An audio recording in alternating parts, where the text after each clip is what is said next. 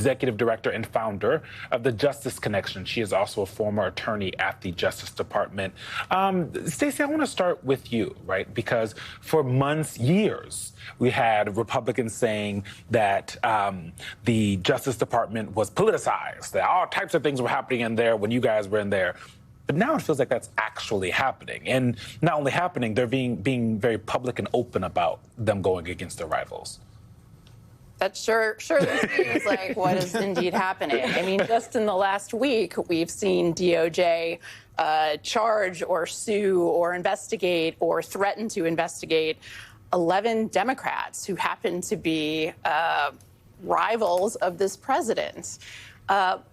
Pursuing investigations, pursuing prosecutions of your rivals, pursuing retribution and using DOJ as a weapon to do so, that is antithetical to what DOJ must do to uphold the rule of law.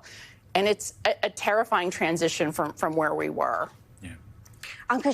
We were talking off camera about something that broke overnight. 4 leading partners of the law firm Paul Weiss resign and step down. Do you think that that is showing that not everyone is going along with this, even internally? And does it speak to the broader trend of these businesses and even the law firms are businesses, are just trying to placate Trump? There's a cost to capitulation, yes. It seems. Yeah, no, I think we are seeing some downstream effects from that. I mean, Karen Dunn is a very well-known figure within the Democratic Party. She helped Kamala Harris with her debate prep. You know, it's been very unpopular, the deal that Paul Weiss cut with Democrats. Now, according to the reporting, she and Bill Isaacson and the other 2 lawyers who left supported the deal but didn't want to be under all of the restrictions. So these are not people who are themselves blameless. Nevertheless, I do think it potentially reflects a shift in the tenor of the politics around this. And you know, it's going to be a problem for Paul Weiss. I once worked there. I saw that the firm put out a statement saying that the departures will have no effect on their revenue. That is a laughable lie. Wasn't Karen Dunn representing Google? Yes. And Bill Isaacson is one of the most prominent antitrust lawyers in the country. So it's absurd. And I guess they're just going to continue to gaslight the country about their deal and why they went into it and what it means. But I think, yes, the public tenor, I think, probably influenced that decision. Stacey, you said something very interesting in your response to Eugene's question about lawfare, and you talked about the impact on the rule of law. Let me play for you what Ed Martin, who is now the head of DOJ's so-called weaponization group, listen to what he had to say about what he plans to do. There are some really bad actors, some people that did some really bad things to the American people. And if they can be charged, we'll charge them. But if they can't be charged, we will name them.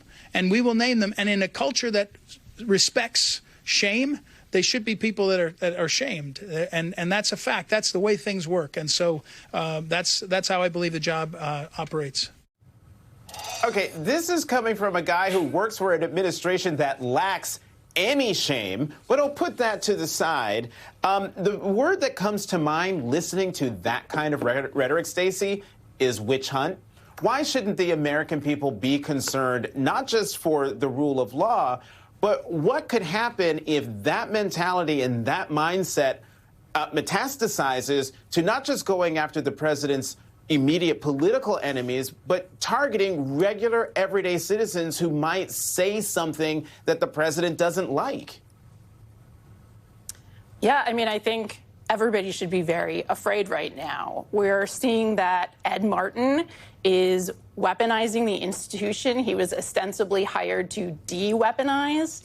And what he's doing, what he said openly, is that when DOJ doesn't have the evidence required to prosecute people, DOJ is going to name and shame them, which is antithetical to what DOJ is tasked with doing. And it violates important tenets of the Justice Manual, which is kind of the Bible for prosecutors in the Justice Department.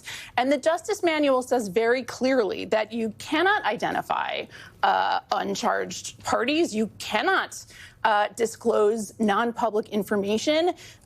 You can't declare that somebody's guilty without a finding of guilt.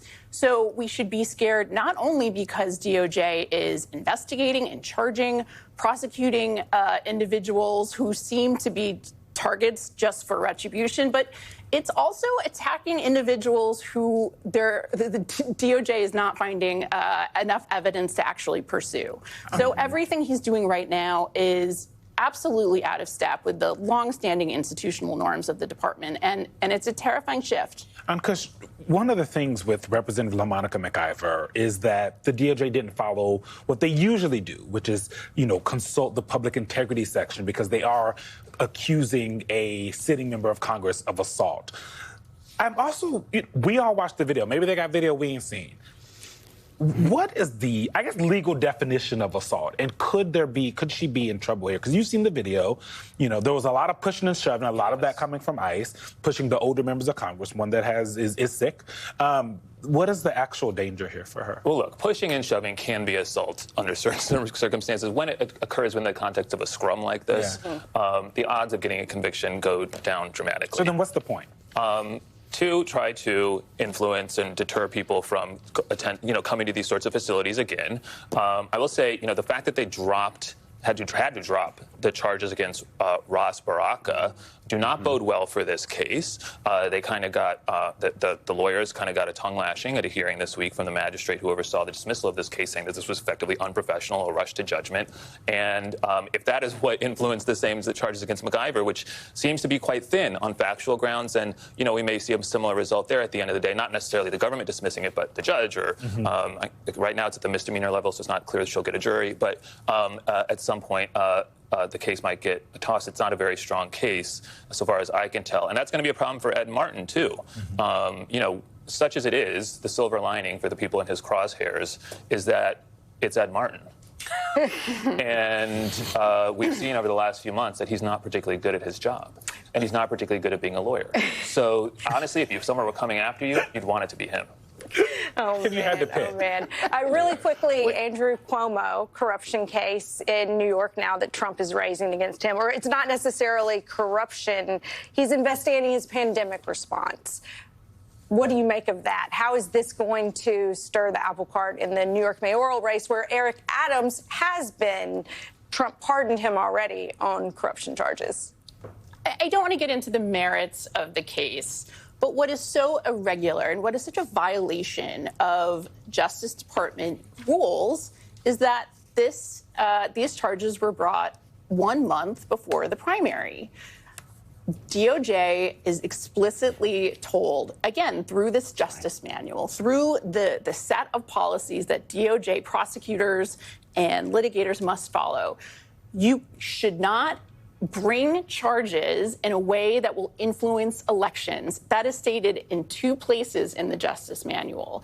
And it seems like that is what happened here. The timing of this seems clearly designed to influence an upcoming election, and the target is clearly an enemy of the president and the administration. Oh, I'm shocked. And just to quickly correct myself, the charges against Eric Adams were dropped. He wasn't actually pardoned, so that was my error.